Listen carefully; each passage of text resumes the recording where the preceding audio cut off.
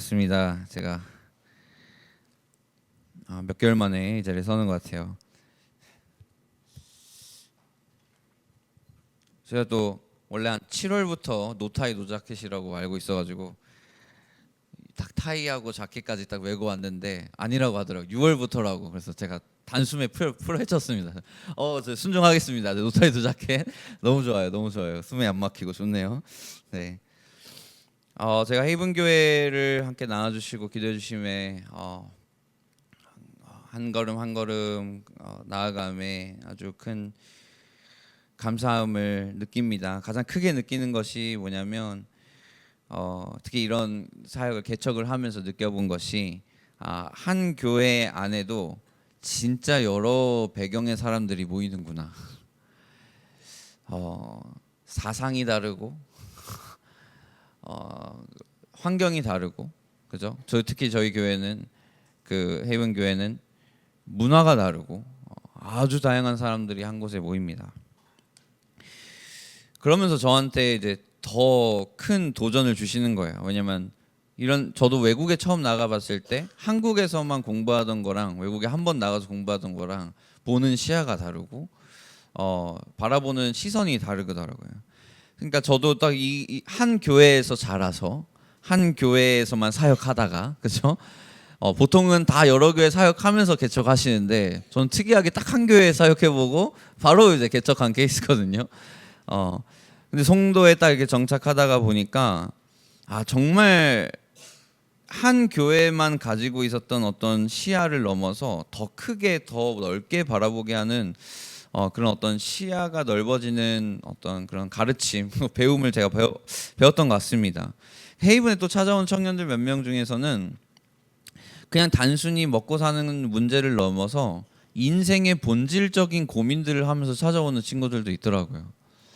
그것도 제가 또 한 교회에서만 사역을 하다가 들어보지 못하는 종류의 이제 질문들을 저는 이제 들으면서 제가 처절하게 느꼈던 것은 우리가 사는 세상이 진짜로 많이 아픈 곳이구나를 느꼈습니다. 그러니까 왜냐하면 교회 안에서 사역을 하다 보면 그래도 우리 한 그리스도의 가정 가운데에 그 보호하심 아래에 잘 커가고 있는 이제 그런 아이들을 사역하다가 이제 그것이 동떨어져서 진짜 자신의 인생에 그 커다란 문제를 겪고 그것을 해답을 찾고자 그 동아줄이라도 잡고자 교회에 딱 찾아온 아이들을 딱 대면해 보니까 너무 얼마나 이 세대의 다음 세대들이 얼마나 압박받고 살고 있는지, 그리고 아파하는 친구들이 많은지 좀 느꼈던 것 같습니다. 근데 이 시대의 그런 아픔을 보면서 낙담하기도 했는데 또 제 안에 막 답답한 게 뭐였냐면 옛날에는 이런 사회의 그 여러 가지 문제들에 대한 해답이 교회가 되었었어요. 근데 이제 그럴 힘조차 없어 보이는 거예요, 제 자신이. 특히 개척교회를 하면서 이런 문제에 대해서 아무런 해결책을 줄 수 없다는 이 제 자신을 보고 너무 초라하게 느껴지는 겁니다. 여러분, 많은 사람들이요, 세상을 보는 눈들이 다 다르죠, 그죠? 진짜 어떤 사람들은 이제 마지막 때가 다가왔다라고 보시는 분들도 있고, 또 어떤 사람들은 이제야 좀 먹고 살만할 것 같다라고 하시는 분들도 있어요. 지금 이 시즌에 같은 시즌이잖아요. 같은 시즌을 같은 2025년을 살아오면서 그 시즌에 대한 해석들이 다 다릅니다. 어떤 사람들은 지금 이 시즌 문제 해결의 시작이야 하면서 막 좋아하시는 분들도 있고, 또 어떤 사람들은 이제 큰일 났다 문제 시작됐다 하시는 분들도 있어요. 그런데 제가 그 모든 것들을 봐도 모든 사이드가 동의하는 게 한 가지가 있더라고요. 다 같이 동의하는 거. 문제가 있다는 거예요. 어떤 사람들은 문제 해결해야 된다, 어떤 사람은 이제 문제 시작이다라고 하는데 결국 모든 사람들이 동의하는 한 가지는 이 사회가 병들었다, 문제가 있다. 여러분 동의하십니까? 수많은 가정들이 무너지고 있습니다. 경제가 어려워지고 있어요. 마약이 판치고 있습니다. 성관념 무너지고 있습니다. 평화? 전쟁이요 줄어들기는커녕 아시죠? 어떤 일이 지금 일어나고 있는지. 여러분 증상들이 막 이 사회의 문제와 그 문제를 통한 막 증상들이 막 이곳저곳에서 막 동시다발적으로 막 일어나요. 근데 제가 이런 증상들을 보면서 어쩌면 지금 우리가 이 증상들을 없애는데 굉장히 힘을 쏟고 있죠. 어떻게 하면 이 증상들을 없앨 수 있을까? 그런데 정작 중요한 원인을 못 찾고 있는 느낌인 거예요. 여러분 병원에서 실력 있는 의사는 다른 데서 오지 않잖아요. 누가 진짜 실력 있는 의사입니까? 자, 지금 내 증상 보고 지금 잠깐 그 증상 없애주는 의사가 용한 의사입니까? 아니면 진짜 그 증상을 보고 원인을 파악해서 원인을 제거해주는 의사가 용한 의사입니까? 여러분 지금 당장 어깨가 아파.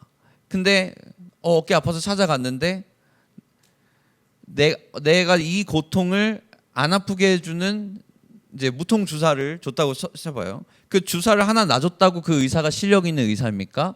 아니면 왜 그 어깨가 아픈지 원인을 찾으려고 하는 의사가 용한 의사겠습니까?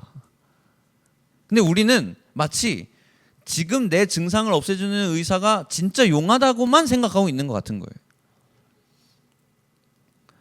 여러분 이 사회 문제들의 증상이 어디에서 비롯되는지 고민을 한번 해봐야 할 필요가 있던 거예요. 저는 이 세이븐 사역을 하면서 굳이 제가 보기에는 일개의 강도사가 고민해야 될 것 같은 않은 고민들을 이 담임 목회를 하면서 고민하게 만드시는 것 같은 거죠. 그죠? 왜 이 문제들이 일어나고 있을까를 고민해 보는 거예요. 가장 큰 원인이 뭘까? 많이 기도해보고 고민해본 게 단 하나는 진리가 없다는 거예요. 진리의 부재다. 자, 이걸 제가 좀 설명해 드리겠습니다.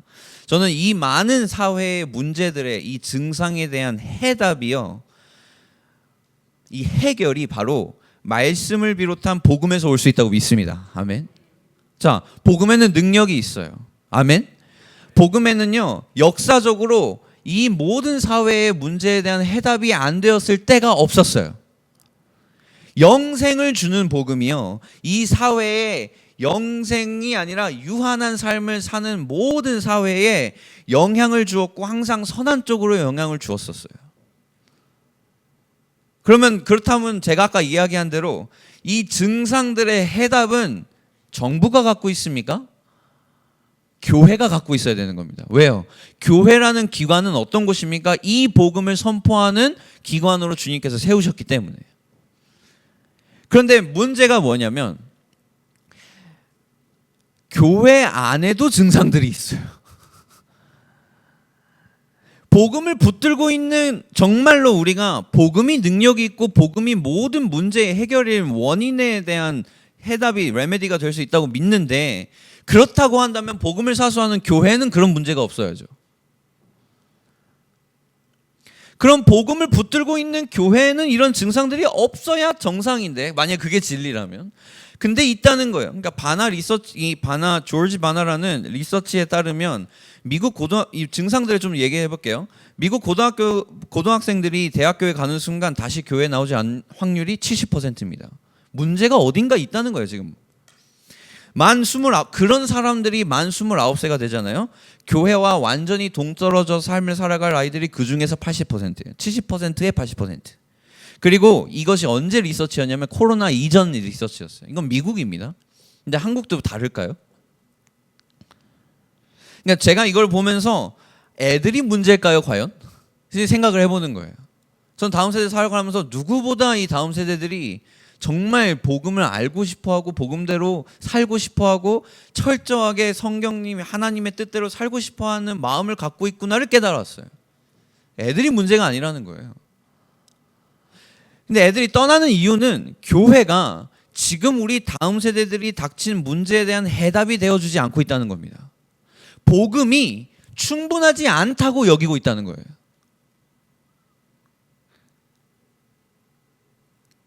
교회 안에 이런 증상들이 너무나 많죠. 그리고 또 우리는 그럼 교회가 이제 해보는 건 뭡니까? 이제 막 교회들이 해보는 게 있어요. 이 증상들이 있으니까. 자, 어떤 증상이 있습니까? 막 성관념이 무너졌어요, 애들이. 그래서 교회가 심각함을 느낍니다. 그래서 뭐예요? 성교육. 교회 안에서 그럼 성교육을 해야 한다. 성교육하죠? 중요합니다. 자, 젊은 사람들 또 증상이 또 있어요. 경제관념이 막 무너졌어요. 막 투기하고 막 하고 막 인생을 막 거기다가 막 내버리고. 그래서 성경적 경제교육 교회에서 필요합니다. 그래서 교회에서 프로그램 짜서 막 가르쳐 줍니다. 중요하죠? 자, 마약 문제 심각합니다. 증상들이 있어요.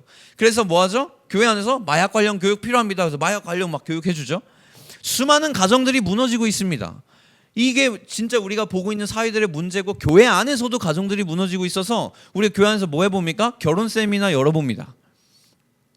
자, 제가 이걸 나빴다고 지금 이야기하는 게 아니라 꼭 교회 안에 정말 개혁주의의 교회로서 이것들은 필요한 방법이에요. 그러나 제가 느낀 회의감은 뭐냐면, 왜 이런 것들을 하는데 문제가 해결되고 있지 않냐는 거예요.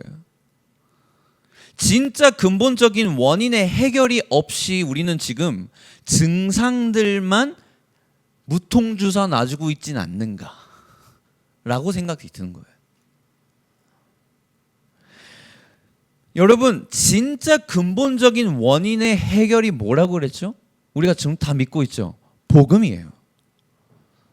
그러니까 복음을 선포하고 있지 않고 오히려 이런 프로그램상으로 복음과는 동떨어진 내용들을 어떻게든 지금 경제관념, 성관념, 뭐 마약 교육 막 이런 거를 해보려고 한다는 거예요.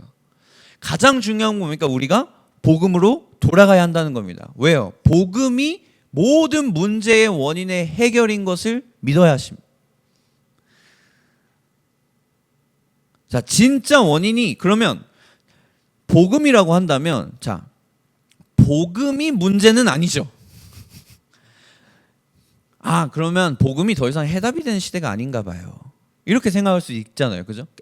계속 문제가 있으니까. 여러분, 복음이 문제가 아니죠. 그죠? 복음은 여전히 능력이 있고 모든 세대 가운데, 지금까지의 모든 역사 가운데 동일하게 역사할 수 있을 줄 믿습니다. 왜 제가 말이 지금 안 되는지 죄송하지만, 제가 지금 교정기를 바꿨어요. 그래서 지금 앞니가 너무 아파. 발음이 지금 안 돼요. 그래서 감안하고 들어주세요. 네. 그러면 복음이 문제가 아니라면 진짜 문제는 무엇이냐면, 복음이 아니라 복음을 바라보는 우리의 눈이다. 복음을 해석하는 나의 생각과 나의 가치관이다. 동의하십니까? 우리는 아무도 이것에 복음이 문제다라고 동의하지 않죠. 그러면 결국에 문제는 뭐냐면, 동일한 그 복음을 바라보는 우리의 시선이 잘못된 걸 수도 있겠다. 복음은 변하지 않아요. 그렇지만 이 복음을 보는 우리들의 눈들은 달라요. 역사적으로 말씀은 변하지 않았어요. 그렇지만 역사적으로 뭐는 달랐냐면, 이 말씀을 해석하는 사람들의 눈과 문화는 달랐어요. 그래서 시편 23편을 제가 가끔 예를 드는데, 시편 23편이 가장 좋죠. 주님, 나를 쉴만한 물가로 인도하. 그는 주는 나의 목자시요, 나를 쉴만한 물가로 인도하시나니. 근데 이 같은 문장을 읽어도 주는 나의 목자시니를 강조하면서 보는 사람과 주는 나의 목자시니를 강조하는 보는 사람들과 해석이 완전히 달라지는 거예요. 주가 나의 목자시래, 나를 위하신 분이야, 이렇게 해석도 가능하고, 주는 나의 목자야, 난 양이야, 그는 나의 목자야. 목자가 나를 인도하는 대로 양은 그냥 따라갈 수밖에 없지. 목자가 나를 낭떠러지로 떨어뜨리면 나는 거기 갈 수밖에 없는 사람. 그러니까 같은 문장과 같은 구절을 읽어도 다른 방식으로 해석한단 말이에요, 사람들이. 그러면 문제는 복음 자체가 아닙니다. 복음을 바라보는 우리의 눈입니다. 그래서 언제나 우리들은 무엇을 하냐면, 이 복음을 바라보는 우리의 눈을 리셋해야 되는 거예요. 그래서 제가 얼마 전에 우리가 10days 할 때까지만 해도 계속 얘기하셨던 게 뭐였어요? 리셋하자. 다시 돌아가자. 뭐를 보시는 거예요? 증상들을 보시는데, 담임 목사님 뭐를 확신하는 겁니까? 이 증상들은 거기에서 나오는 게 아니에요. 그 증상들은 표면적인 문제고 결국은 내가 이해하고 있는 복음의 문제다. 그래서 복음을 다시 선포하기 시작하시잖아요. 다시 복음으로. 이게 리셋이 필요했던 이유죠. 서론이 길었습니다. 골로새서로 가봅시다, 여러분. 골로새서. 여러분, 사도 바울이 골로새에 있는 교회에 이 편지를 쓰는데요. 이들이 어떠한 성도들이었는지 골로새서 1장 초반에서 알 수 있습니다. 같이 한번 읽어보겠습니다. 시작. 이는 그리스도 예수 안에 너희의 믿음과 모든 성도에 대한 사랑을 들었으며 너희를 위하여 하늘에 쌓아둔 소망으로 말미암음이니 곧 너희가 전에 복음 진리의 말씀을 들은 것이라. 이 복음이 이미 너희에게 이름에 너희가 듣고 참으로 하나님의 은혜를 깨달은 날부터 너희 중에서와 같이 또한 온 천하에서도 열매를 맺어 자라는도다. 이와 같이 우리와 함께 종된 사랑하는 에바브라에게 너희가 배웠나니 그는 너희를 위한 그리스도의 신실한 일꾼이요 성령 안에서 너희 사랑을 우리에게 알린 자니라. 자, 격려죠, 격려죠. 6절 보면 너희가 이 복음이 너에게 이르렀다. 너희들이 이 복음을 들었다. 능력이 있고 살아 숨쉬어서 정말 모든 인생의 문제에 대한 해답이 될 수 있는 이 복음이 너희에게 이르렀대요. 아주 감사하죠. 그리고 6절에 그 말미에 보면 이게 열매를 맺어 자랐다고도 얘기해요. 그리고 7절에 에바브라는 사람에게 이 복음이 정말 진뜻이 무엇인지 가르침을 받았다라고도 얘기를 합니다. 그런데요, 사도 바울이요, 이 편지를 단순히 격려용으로 쓴 게 아니에요. 보통 잘하고 있으면 말 안 해요. 편지를 지금 감옥에서 써야 되는데 이걸 굳이 써야겠다고 필요를 느낀 이유는 문제가 있어서 쓰는 거예요. 이해가 가시죠? 그러니까 이 사도 바울이 처음에는 격려를 해요. 와, 니네들이 이거 에바브라한테 잘 배우고 복음이 너희한테 이르러서 열매까지 맺었어. 와, 내가 이게 너무 너희들의 믿음과 모든 성도들의 사랑까지 내가 들었다. 너무 난 좋다. 처음에 얘기를 하지만 사도 바울은 이 편지를 너희가 지금 잘하고 있기 때문에 내가 지금 쓰고 있는 게 아니다라고 밝혀요. 그 문제가 있었다는 거예요. 지금 사도 바울이 뭘 보고 있는 거예요? 증상들을 지금 보고 있는 거예요. 골로새 교회의 문제는요, 이 복음을 중심으로 한 기독교의 사상이 분명히 있었는데 이들이 익숙한 이방인의 생활 방식과 혼합되어서 신앙생활을 하고 있는 애들을 보는 겁니다. 여러분, 골로새 교회의 구성원들은 대부분 이방인들이었습니다. 골로새서 1장 12절부터 보면 알 수 있습니다. 우리로 하여금 빛 가운데서 성도의 기업의 부분을 얻기에 합당하게 하신 아버지께 감사하게 하시기를 원한다. 그러니까 성도의 기업이 원래는 유대인이었는데 이 부분이 이제 너희에게도 왔으니 너희가 이것에 대해서 감사하기를 원한다. 이 대상은 누구라는 거예요? 이방인들이라는 겁니다. 자, 그리고 27절에 하나님이 그들로 하여금 이 비밀의 영광이 누구 가운데? 이방인들 가운데 얼마나 풍성한지 알게 하셨습니다. 지금 이방인들한테 지금 얘기해주고 있는 겁니다. 이 비밀은 너희 안에 계신 그리스도니 곧 영광의 소망이다. 이방인들한테 너희 안에도 그리스도 예수가 있고 그것이 너희의 영광의 소망이 될 줄을 알아라, 이 얘기를 하는 겁니다. 2장 13절에도 또 범죄와 육체의 무할례로 죽었던 너희를, 할례를 받지 않았던 너희, 육체의 무할례를 받았던 사람들이 누구예요? 이방인들이죠. 너희 하나님이 예수 그리스도와 함께 너희를 살리셨다. 지금 유대인들이 아니라 이방인들을 구원한 것, 이 복음에 대한 이 가장 기초적인 이 우리의 모든 죄를 그것을 통해서 사하셨다라는 걸 알려주고 있는 거예요. 자, 이방인들입니다. 그래서 자연스럽게 이들은 어떤 사고방식으로 살아왔어요? 이방인처럼 살아왔어요, 평생을. 근데 복음을 들은 거예요. 복음을 들어서 진짜 이 복음을 받아들입니다, 심지어. 근데 문제는 복음을 받아들였지만 이 당시에 이방 종교 전통의 영향을 받을 수밖에 없던 거죠. 복음은 문제가 없었는데 복음을 받고 받아들이는 이 이방인들의 눈에 문제가 있었던 거예요. 거짓 가르침에 취약해질 위험이 큰 거예요. 자, 이방인들의 가장 큰 문제는 뭐냐면 헬레니즘적인 사고관입니다. 헬레니즘적인 사고관은 뭐냐면 철학을 바탕으로 생긴 사고관이에요. 철학자들. 유대인들은 철학을 바탕으로 자신들의 사상을 싸우지 않았어요. 근데 헬레니즘의 이 철학자들 많죠. 그런데 이 헬레니즘 철학의 가장 특별한 그 특징이 뭐냐면 기독교를, 그러니까 어떠한 진리를 진리로 보지 않는 거예요. 수많은 진리가 있는데 그 중에 하나로만 여긴 거예요. 이게 철학입니다, 여러분. 그러니까 기독교가 진리가 아니라 수많은 진리 중에 한 방법이겠구나라고만 받아들인 거예요. 복음을 진리로 보는 게 아니라 진리를 이끌어주는 도구로 생각한 겁니다.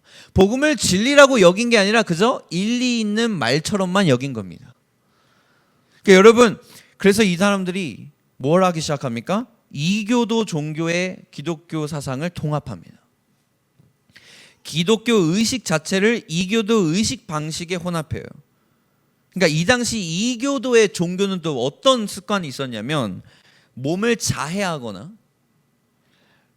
성적 금욕, 그러니까 성적인 어떤 그런 행동주의들, 이런 것들을 강조하기도 했어요. 그리고 진짜 큰 문제는 뭐였냐면 물질 세계와 영적인 세계를 철저히 분리하면서 살아가는 거예요. 그래서 우리는 이 사람들을 뭐에 빠진 사람들이냐면 영지주의에 빠진 사람들이라고 얘기를 합니다.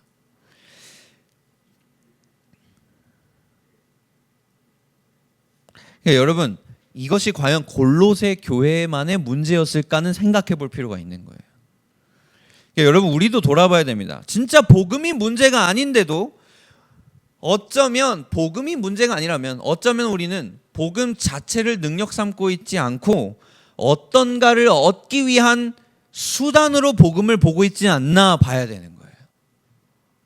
다시, 복음 자체를 능력 삼고 있지 않고 내가 원하는 것을 얻기 위한 수단으로 복음을 바라보고 있지 않나 봐야 되는 겁니다. 부를 얻기 위한 수단으로 성경을 쓰고 나의 사상에 동의해 주기 위한 수단으로 성경을 쓰고, 그러니까 복음은 나를 구원하려고 써 주신 건데 남한테 손가락질 해주기 위해서 성경을 쓴. 뭐 그렇잖아요. 남 막 지적하면서 자신의 이고를 채우는 사람들이 있어요. 성경은 나를 바라보는 거울로 주셨는데 나를 바라보기는커녕 계속 남만 비추려고 하는 도구로 쓰는 사람들이 있습니다. 이런 사람들은 우리는 무슨 사람들이라 그래? 위선적인 사람이더라 얘기하는 거예요. 자신을 보지 못하고 남한테만 잣대 드러내. 내가 필요한 부분과 상황에만 하나님 찾고 성경, 이때는 진짜 성경이 뭐라는지 너무 궁금해. 내가 필요한 부분. 돈에 대해서 뭐라고 말씀하셨을까? 땅에 대해서, 땅의 기업을 얻으려면 어떻게 말씀하셨을까? 이건 다 관심 있잖아요. 관심 없는 사람은 어디 있어요, 여기? 그러면 이거 막 찾아봅니다. 근데 굳이 다른 영역에서는 하나님을 찾지 않는 거예요. 복음의 능력이 없는 이유요? 어쩌면 너무 당연해요. 부분적으로만 믿기 때문에. 수많은 진리 중에 하나로만 여기고 살기 때문에. 복음을 누리지 못하는 이유요? 어쩌면 당연합니다. 왜 못 누려요? 내 것이 아니기 때문에. 여러분, 진짜 복음이면 충분하십니까? 근데 그거 복음이면 충분하지 않다고 여기기 때문에 교회가 세상의 방법을 채택하면서 살아가고 있는 게 아닙니까? 오스와드 챔버스 목사님이 이렇게 얘기해요. 세상의 방법으로는 절대 세상을 이길 수 없다. 당연하죠. 여러분, 교회는 복음 전하라고 세우셨고 기도하라고 세우셨습니다. 근데 폴 워셔 목사님이 이 교회를 보시면서 하신 말이 제 비수를 꽂더라고요. 뭐라고 얘기하시냐면, 오늘날 많은 사역자가 영적 능력을 방법론으로, 예언의 말씀을 실용주의로, 성령의 능력을 교묘하게 교환된 마케팅 전략으로 대체했다. 저는 이걸 보는데 마치 엄청나게 큰 비수를 저한테 꽂으시는 것 같았어요. 저를 돌아보게 했습니다. 사업은 마케팅 전략으로 세우지만 교회는 기도로 세운 줄 믿습니다. 아멘. 제가 그래서 원래 헤이븐 세울 때 제가 진짜 뭐 전략을 잘 짰거든요. 근데 안 되는 거예요. 안 돼. 그래서 2005년 초반부터 진짜 다 내려놨습니다. 다 내려놓고 복음 전하고 기도만 하자. 그래서 제가 뭐 하려고 했고 막 했던 막 전략 방법들 다 내려놓고 진짜 복음 전하고 기도만 하자 해서 그것만 전했던 거죠. 지금까지. 지금도 이제 복음 한 4달 복음만 전했고요. 지금 한 3달째 기도만 얘기하고 있습니다. 설교를. 그러니까 결국 해답은 말씀과 기도잖아요. 그러니까 저도 사역자로서 좀 멋있는 결론이 났으면 좋겠단 말이에요. 방법론 막 이런 거. 이렇게 하면 죄에서 벗어나실 수 있습니다. 막 하여가지고 막 멋있는 방법론. 근데 설교를 쓸 때마다 결론은 뭐로 귀결되냐면 말씀 읽고 기도하십시오. 너무 진부해. 근데 그것밖에 없어요. 그래서 그걸 깨닫고 그날부터 진짜 말씀과 기도만 했는데, 그랬더니 제가 부족하다고 필요했던 부분에 대해서 사람들을 막 붙여주시기 시작하더라고요. 자, 다시 돌아가서 사도 바울이요, 이 증상들을 봅니다. 교회에. 뭐를 깨달아요? 이들이 복음을 누리고 있지 못하는구나. 복음의 능력을 온전히 붙들고 있지 못하는구나. 복음을 받았긴 받았습니다. 근데 복음을 바라보는 눈이 다르다. 그래서 9절에 이렇게 얘기해요. 이로써 우리가 듣던 날로부터 너희를 위하여 뭐를 들었을까요? 문제. 너희를 위하여 기도를 그치지 아니하고 구하노니 너희로 하여금 모든 신령한 지혜와 총명의 하나님의 뜻을 아는 것으로 채우게 하시고, 너희들이 하나님의 뜻, 그 부르심을 알기를 원한다. 주께 합당하게 행하여, 합당하게 행함이 여러분 쉽게 얘기하면 예배함입니다. 범사에 기쁘시게 하고 모든 선한 일에 열매를 맺게 하시며 하나님을 아는 것에 자라게 하시고, 막 이런 기도를 이제 시작하는 거예요. 그래서 이들의 기도가 이거였죠. 하나님을 아는 지식, 주님의 뜻을 알기를.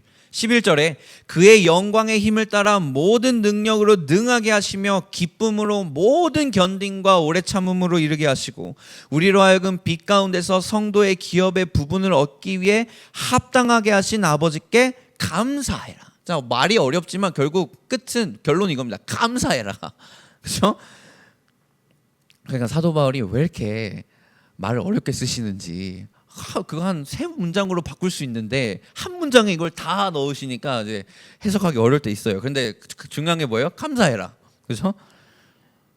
그리고 성도의 기업의 부분을 얻기에 합당하게 하는 것이 어디 안에 있냐면 그 주신 그 빛 가운데 있다고 얘기하거든요.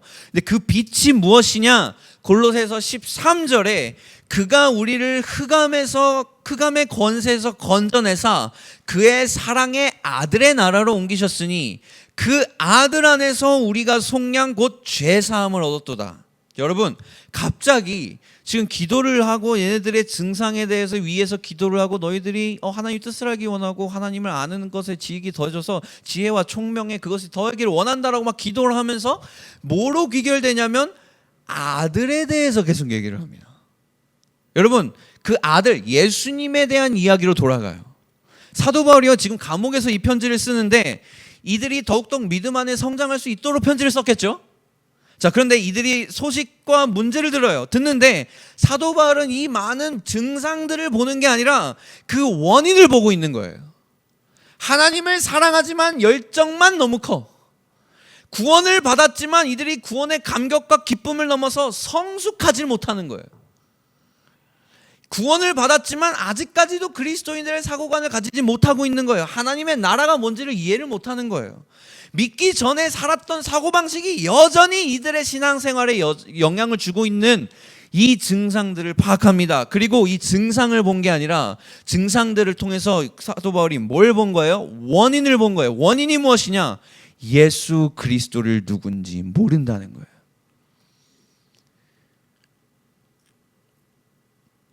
증상은 보여졌지만 골로새 교회에서 사도 바울은 원인으로 갑니다. 어디서 시작됩니까? 예수가 누구냐? 여러분, 복음의 시작은요, 예수 그리스도의 이름에서부터 나옵니다. 그러면 예수님이 누구십니까? 라는 질문에 대한 해답이 우리가 살아가는 신앙생활의 모든 방향을 결정합니다. 근데 이게 정말 저는 골로새서를 읽는데 왜 갑자기 예수를 얘기를 하지? 라는 거예요. 뜬금없이. 제가 편지를 쓰는 사람 입장이었다면 본론으로 이제 들어가야 되잖아요. 이게 본론인 거예요, 결국. 15절 가볼게요. 1장 15절에 그가 누구냐? 예수님은 보이지 아니하는 하나님의 형상이시요 모든 피조물보다 먼저 나시니니 만물이 그에게서 창조되되 하늘과 땅에서 보이는 것들과 보이지 않는 것들과 혹은 왕권들이나 주권들이나 통치자들이나 권세들이나 만물이 다 그로 말미암고 그를 위하여 창조되었고 또 그가 만물보다 먼저 계시고 그 모든 만물이 그 안에 함께 계신다. 지금 계속 뭐라고 얘기해 주는? 예수님이 누군지를 알려주는 겁니다. 그런데요, 제가 이걸 느끼면서 왜 예수 그리스도의 피에 대해서 얘기를 안 하지? 왜 그분의 보혈에 대해서 얘기를 안 하지? 사도 바울이 뭘 지금 보고 있다고 했죠? 원인을 보고 있다는 거예요. 이들이요, 예수 그리스도의 인성은 인정합니다. 그분이 나의 죄를 위해 피를 흘리셨다는 거 인정합니다. 알고 있어요. 복음을 붙들었어요. 근데 뭐를 모르고 있는 거예요? 예수님이 신이시다를 모르고 있는 거예요. Deity of the Christ. 여러분, 예수님이 아들로 인간으로 태어나서 우리 죄를 위해 돌아가셨다 이해를 하고 있는데 그걸 우리는 예수님의 인성을 인정한다고 얘기를 해요. 근데 지금 사도 바울은 예수님의 인성에 대해서 얘기해 주고 있는 게 아닙니다. 왜? 이미 알고 있다고 지금 판단을 한 거예요. 그러면서 예수님은 지금 뭐를 강조합니까? 모든 피조물보다 먼저 나신이다.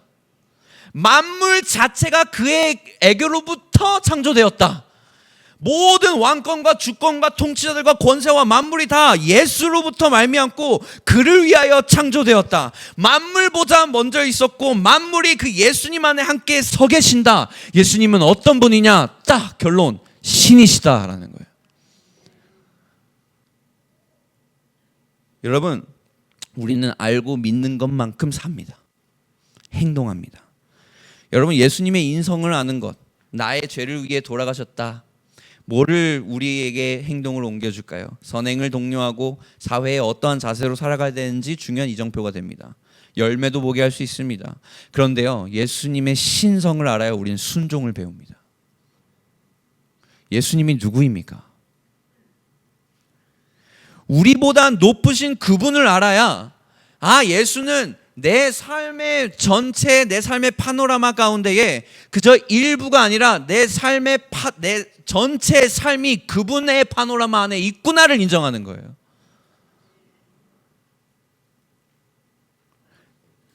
그분이 나의 마음보다 우월하십니까?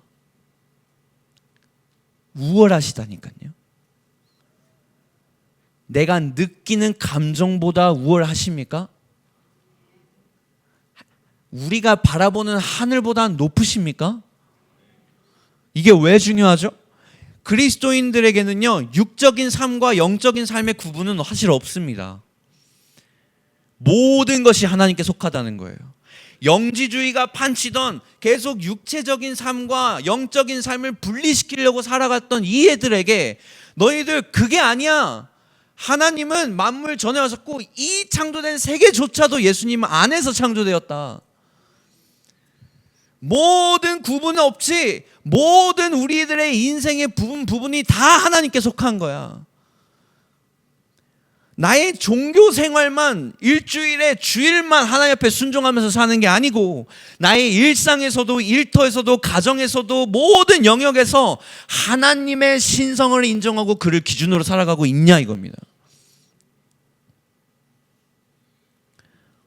골로새서 18절에 1장만 갑니다. 그래서 그가 누구십니까? 몸인 교회의 머리시다. 지금 이걸 누구한테 쓰고 있죠? 교회에게. 그가 근본이시요 죽은 자들 가운데서 먼저 나신 이시니 이는 친히 만물의 뜸이 되려 하시며 예수 그리스도의 신성을 얘기하는. 아버지께서는 모든 충만으로 예수 안에 거하게 하시고 이제 피를 얘기해요. 그의 십자가의 피로 화평을 이루사. 근데 이 화평이 그냥 단순히 관계 회복만이 아니라 만물 곧 땅에 있는 것들이나 하늘에 있는 것들이 그로 말미암아 자기와 화목하게 되기를 기뻐하신다. 그러니까 복음은 우리를 구원하기 위해서만 필요한 게 아니라 예수님의 피는 땅에 있는 이 육신의 것들과 육적인 것들과 하늘에 있는 이 영적인 것들 모든 것들이 다 예수 그리스도의 능력으로만 화평케 하심을 얻게 하려 한다 이겁니다. 가족과 사회, 경제, 과학, 관계, 미디어 모든 우리의 일상의 영역 가운데에 그 예수 그리스도의 복음에 화평케 하시는 능력이 있어야 한다는 거예요. 우리 삶에 하나님의 나라가 확장되지 않는다면 왜 나는 자꾸 주일에만 와서 맨날 내 일주일에 하던 모든 행동 회개하면서 주일에만 그렇게 나올까?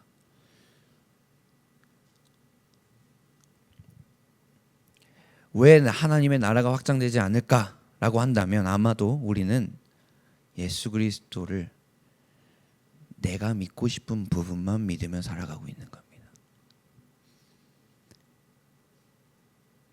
내가 원하는 예수님의 모습이 있어요. 아이디얼, 이상향이라 그러죠. 다들 이상형이 있으시잖아요. 근데 예수님한테도 그것만 원하는 거예요. 인간적인 예수님, 나 사랑해 주시는 예수님, 나 위로해 주시는 예수님. 얼마나 감동적이에요, 그죠?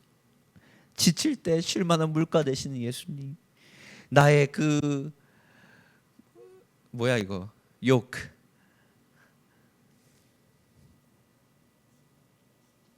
수레가 아니지 뭐죠 힘들고 지친 자들아 다 내게로 오라 내가 너를 쉬게 하리라 할 때 멍에 그래서 멍에를 지어주시는 예수님, 내가 죄를 지어도 무조건적으로 용서해 주는 예수님 좋죠. 얼마나 좋아요. 근데 일부예요. 예수님 무슨 일이십니까? 죄를 타협하지 않으신 예수님, 심판하시는 예수님 믿으십니까? 위선을 증오하시는 예수님,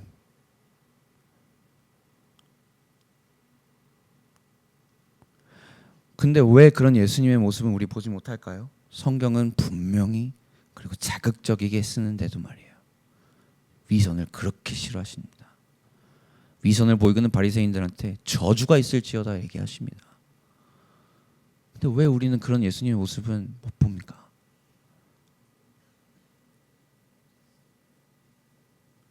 여러분, 예수님이 누구십니까?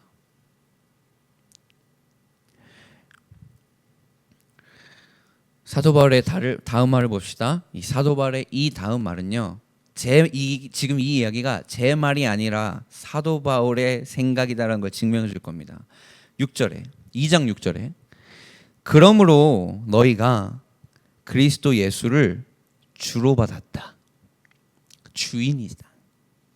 그리고 그래서 그 안에서 행하되 7절에 그 안에 뿌리를 박으며 세움을 받아 교훈을 받은 대로 믿음에 굳게 서서 감사함을 넘치게 하라. 자, 8절에 이제 이야기 나옵니다. 누가 철학과 헛된 속임수로 너희를 사로잡을까 주의해라. 이것은 사람의 전통과 세상의 초등 학문을 따름이요 그리스도를 따름이 아니다. 그죠? 그러니까 다른 이들이 철학 가르치고 다른 어떤 방법론적인 거, 전통, 세상의 초등 학문 가르치는 것을 지금 예수 그리스도에 믿는 믿음하고 혼합하려고 들지 말아라 이 말입니다. 이해가십니까? 그 안에서 행해라고 하잖아요. 근데 9절에 뭐를 지금 강조하세요? 그 안에는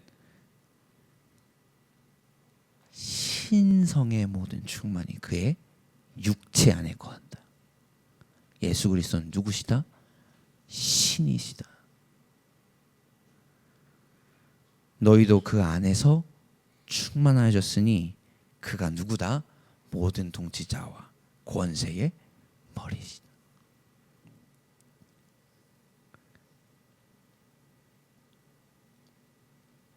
우리의 문제가 뭘까요?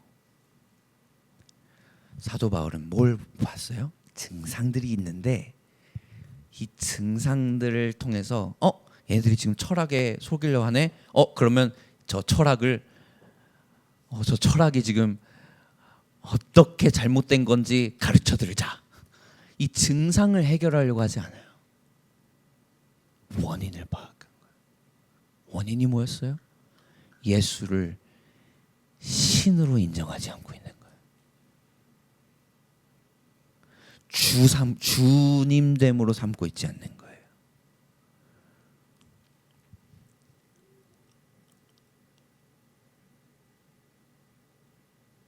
복음대로 살고 싶은데 사라지지 않는 이유가 무엇일까요? 왜 자꾸 이런 증상들이 우리 삶 가운데 드러날까요? 물어보겠습니다. 예수님이 우리의 전부이십니까? 아니면 그저 내 문제의 해답에 대한 해답을 주실 도구십니까?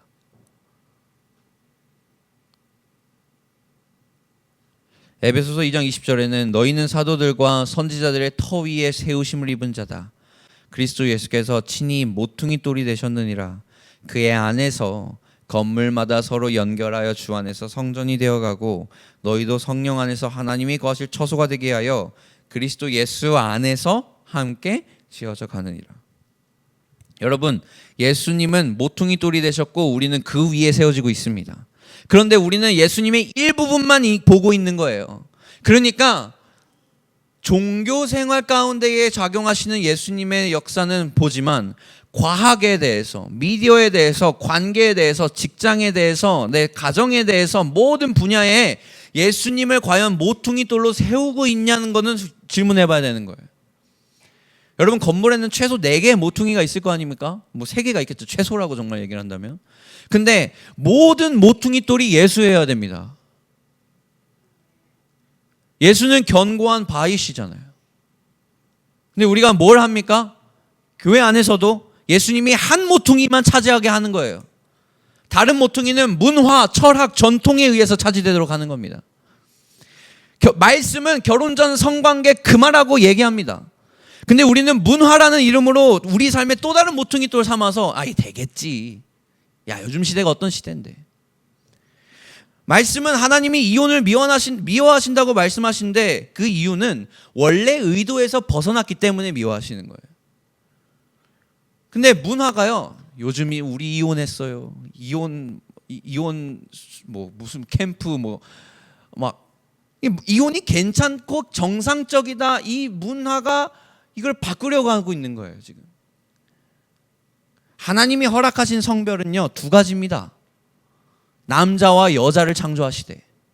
근데 뭐를 얘기하는 거예요? 다 그런 거 없어. 네가 원하는 게 너야. 미국은 지금 어떤지 아십니까, 여러분? 자신이 고양이라고 생각하면 고양이라고 취급받을 수 있습니다. 그래서 진짜 웃긴 일화인데 시간이 너무 오래 가지만 이건 진짜 웃겨서 얘기해 드리는 거예요. 어떤 그 운전자가 자기가 운전자가 하다가 이제 걸린 거예요, 경찰한테. 그래서 경찰이 아이디 주십시오 한 거예요. 그랬더니 저는 고양이라 주민등록증이 없어요 라고 하는 거예요. I identify as a cat so I don't have a social security number. 진짜 이래요. 그래서 그럼 경찰이 뭐라겠어요? 그래서 이제 경찰이 더 웃겨요. 경찰이 더 웃긴 게 그러면 고양이는 지금 여기서 차 안에서 혼자 있으면 안 되니 그 동물 보호법에 따라서 당신을 지금 동물 보호소로 지금 가셔야겠습니다. 이러고 나니까 갑자기 이분이 정신이 뻑기더니 야, 어떡하냐 막 이래요. 진짜 지금 미국 이럽니다. 이거 웃기죠? 더 이상 웃을 일이 아닐걸요? 좀만 기다려 보세요. 아무튼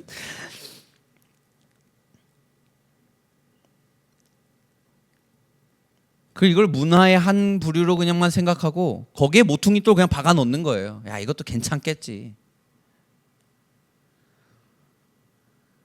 말씀은 뭐라 그래요? 거짓 증언하지 말라 그래요. 근데 우리는 어느 정도 거짓은 허용해요. 작은 속임수는 뭐 정당화되거나 뭐 나중에는 뭐 축하받기도 합니다. 성공하기 위해서, 타인을 돕기 위해서, 갈등을 피하기 위해서 어느 정도의 거짓 증언은 괜찮아.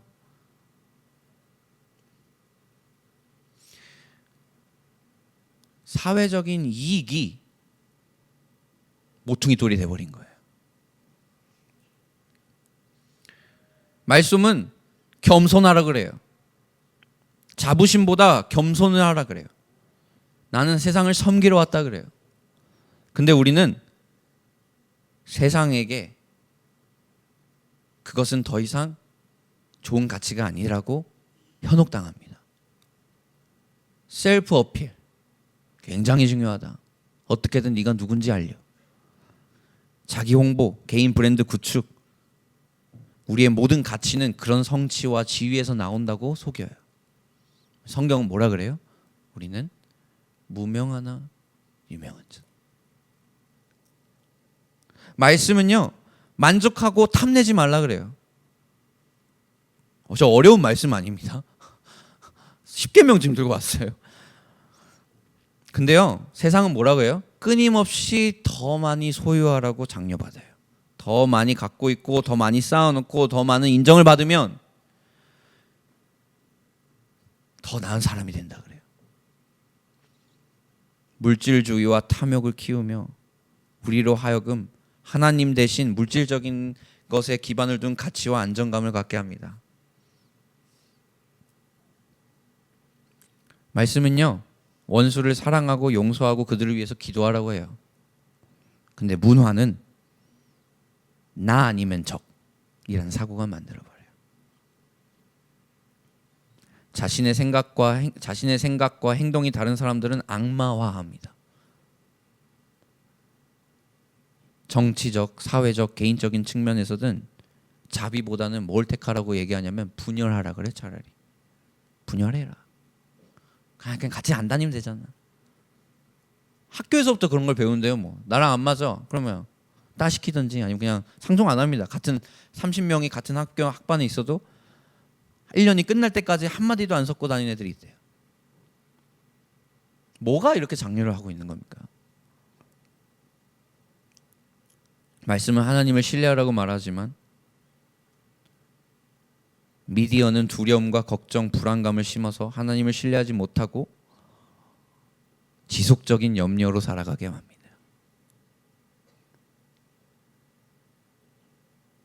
진짜 원인이 어디 있습니까?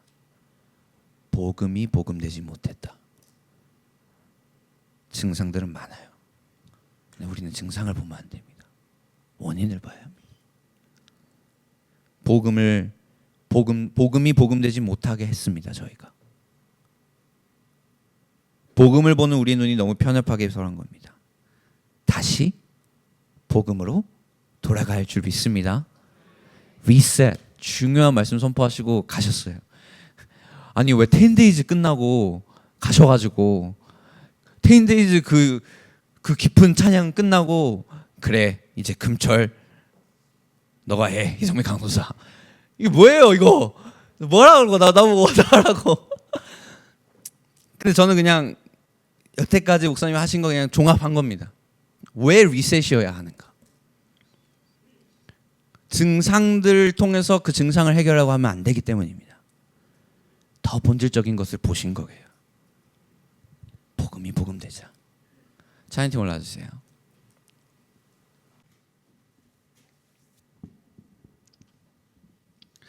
제가 저희 학교에 컴퓨터 사이언스, 컴퓨터 공학을 전공하는 친구들이 많아요. 저희 교회에 친구들이 많은데 제가 코딩을 이제 잘하니까 제가 알기로는 몇몇 학생들도 여기 오합에 와서 애들 코딩 가르쳐주고 했습니다. 근데 코딩을 가르쳐주는 학생한테 물어본 적이 있어요.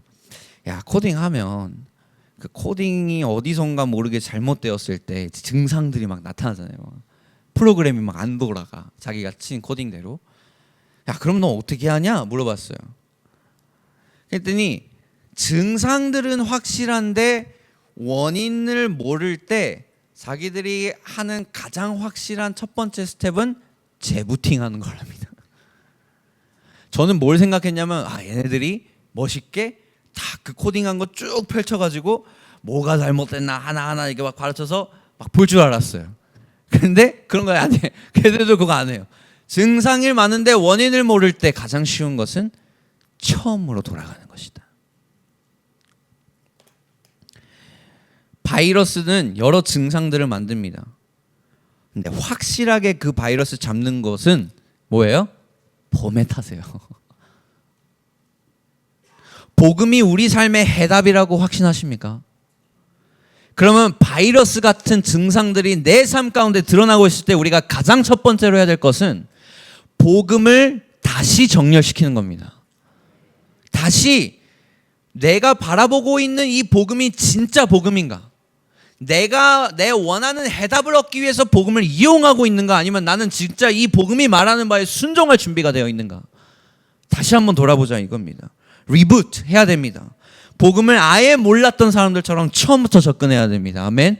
우리 이 교회 가운데에 진짜 이 시즌 10days 리버럴이 끝나고 다시 한번 이 기도로 나아가는 시즌에 내가 알던 기도와는 다른 처음부터 기도를 아예 모르는 사람처럼 복음을 들어가는 복음의 시리즈를 목사님 선포하고 있을 이 시즌에 복음을 처음 듣는 사람처럼 다시 정렬하는 겁니다. 무엇은 확신이 우리에게 있습니까?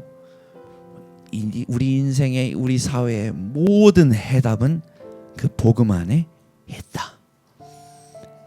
그 복음 다시 채우게 하여 주시옵소서.